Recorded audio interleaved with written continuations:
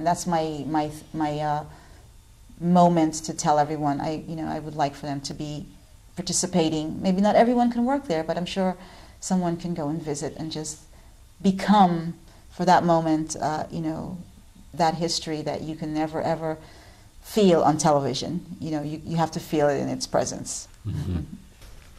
Now, let's see. Egypt is, wow, how many miles? It's a long ways across the globe. Yes. How long does it take to actually fly there? You do fly, right? Yes. Okay.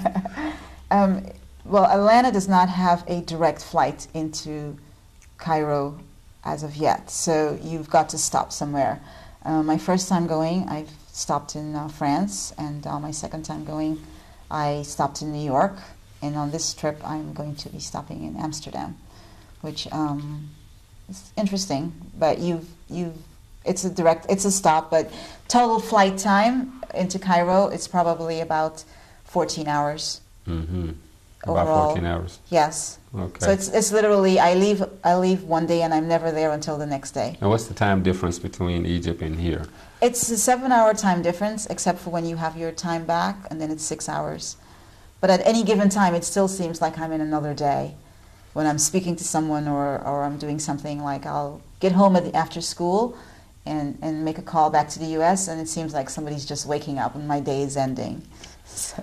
After school, speak to us about your experience there in Cairo at the university.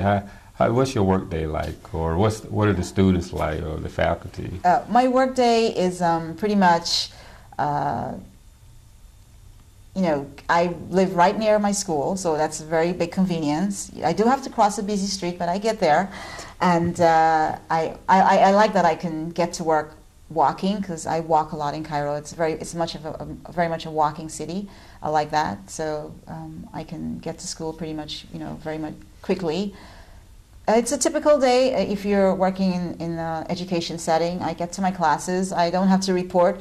I'm not watched a lot as if I was here, so I like that as well. I have a lot of freedom. My students, on the other hand, are a very diverse group of students. I feel very blessed that I teach at an Egyptian university. I've met colleagues that teach at American universities or British universities, but I'm very unique, I think, in that I teach at an Egyptian university, and so I have only Egyptian students. I don't have students of any other background. Perhaps in another program at the university there may be students from Lebanon or perhaps from Syria, but never an American student. Mm. And so, and I teach, of course, in an English program. And my students have primarily learned English ever since they were 5 years old. So we are conversing in the classroom in English. But at times I have to remind them not to speak Arabic, because they're probably trying to do something behind my back. They could be very unruly. They're very much like any college student. They can be disruptive. The boys sit separate from the girls, amazingly. The boys sit separately from the girls, and I do have trouble with them. But now, what about their names? Do you have trouble remembering their names? I have trouble with the names all the time. But over the last semester, I've done very well. Can you explain to us briefly how the names represent the children? Yeah, well, it's all about lineage and how you inherit your name, and you're named after your father, and that's it. You're named after your father's first name, and that's how you carry on your lineage. And so, therefore, I like that because it's very unique, and they have not changed that custom. Now, it doesn't matter if you're Christian or Muslim in that community.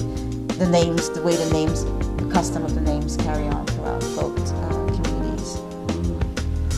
So. Well, great.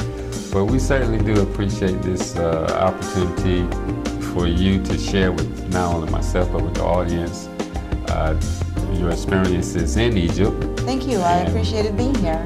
And we look forward to your experiences you'll share with us when you come back. I will do so kindly. Thank you. Okay. Thank you so much. This is Carol. Goodbye.